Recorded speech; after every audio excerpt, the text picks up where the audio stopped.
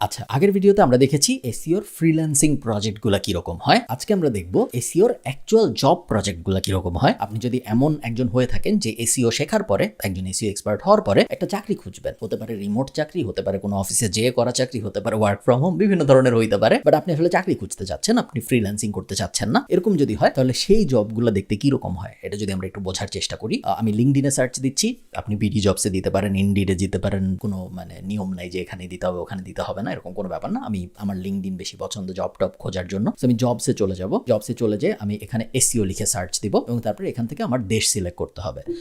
আপাতত আমি United states লিখতে পারি বা আমি রিমোটও লিখতে পারি। রিমোটের মানে হলো আমি বাংলাদেশে বসে আমেরিকার কাজ করতে চাই ফর এক্সাম্পল। ওকে, এখন আমরা যদি একটু জবগুলো দেখি, দেখতে পাচ্ছি আমরা এসইও স্পেশালিস্টের একটা জব। তো আমরা জবটা দেখি একটু বোঝার চেষ্টা করি ওনারা আসলে কি চাচ্ছে।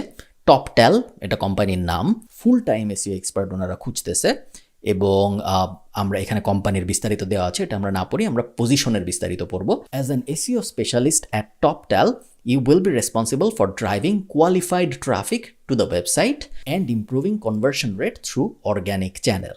আগের ভিডিওতে আমরা যা যা কথা বলেছিলাম ওগুলোই কিন্তু ঘুরে ফিরে আবার আসছে, আপনি যদি খেয়াল করে থাকেন। অর্গানিক ভিজিটর চাচ্ছে, উনি চাচ্ছে আমরা ভালো ট্রাফিক ওনার ওয়েবসাইটে পাঠাবো অ্যাজ আ এসইও এক্সপার্ট, এবং আমি কাজ করব ইঞ্জিনিয়ারদের সাথে, ডিজাইনারদের সাথে, কপিরাইটারদের সাথে, ডেটা সায়েন্টিস্টদের সাথে এবং গ্রোথ এক্সপার্টদের সাথে to grow business metrics and address both top of the funnel head terms and highly qualified long tail terms. এগুলার কোনোটা নিয়ে এখন ভয় পাওয়ার কিছু নেই, সবকটা কী কী আমরা সামনে বুঝবো।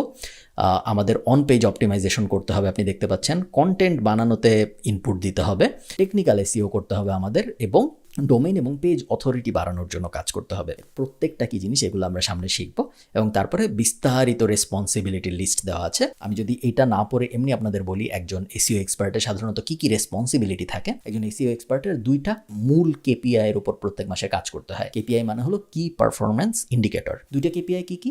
এক নম্বর কেপিআই হলো প্রত্যেক মাসে আগের মাস থেকে আরও বেশি কিওয়ার্ড গুগলের প্রথম পেজে আসতেছে নাকি আমার ক্লায়েন্টের জন্য, বা আমি যদি কোনো কোম্পানির জন্য কাজ করে থাকি সেই কোম্পানির জন্য, সেই কোম্পানির কতগুলা কিওয়ার্ড এখন গুগলের প্রথম পেজে আছে।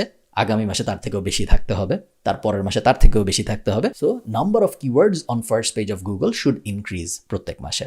এটা একটা কেপিআই। অন্য কেপিআই হলো অর্গানিক ট্রাফিক। প্রত্যেক মাসে ধরেন আমি যেখানে চাকরি নিয়েছি ওইখানে জানুয়ারি মাসে 500 ভিজিটর আসছে অর্গানিক্যালি গুগল থেকে।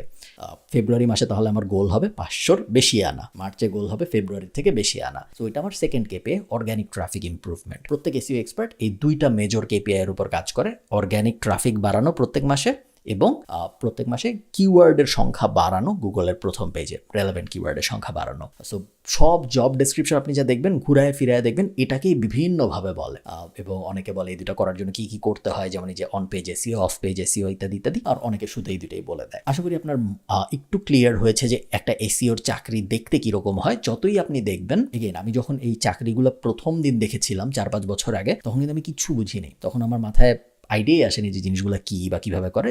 যখন আপনি কোনো ইন্ডাস্ট্রির ব্যাপারে কিছু জানবেন না তখন একটু ভয়েরও, বাট আস্তে আস্তে ট্রাস্ট মি, আমার সাথে হয়েছে এবং আমি জানি অনেকের সাথে হয়েছে, আস্তে আস্তে যখন আপনি এই ইন্ডাস্ট্রিতে 2-3-4-5 বছর থাকবেন, আস্তে আস্তে দেখবেন আপনার কাছে সব কিছু খুব কমফোর্টেবল লেগে যাবে। সব চাকরি আপনি পেয়ে যাবেন এরকম না, সব ফ্রিল্যান্সিং প্রজেক্ট আপনি পেয়ে যাবেন এরকম না, সব কিছু আপনি বুঝতে শিখবেন এবং যতই আপনি ইন্ডাস্ট্রিতে সময় কাটাবেন আপনার জন্য পুরো জিনিসটা আরও ইজি হইতে থাকবে। চলুন পরের ভিডিওতে যাওয়া যাক।